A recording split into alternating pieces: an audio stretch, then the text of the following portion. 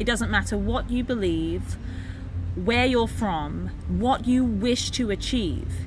If you can tune into the vibration of appreciation, because it is a vibration, then it's the fast track to whatever you want to be, feel, do, or have.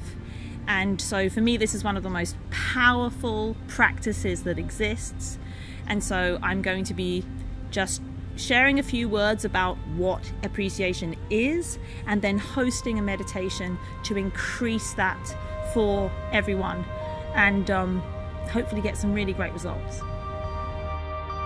When I work with people, a lot of it is about breaking down what they believe they should be and breaking out of the conditioning that they're aware of or they're not aware of, seeing where we are truly, so that we can then just effortlessly become more. So I know everybody is perfect, and so I work from that place.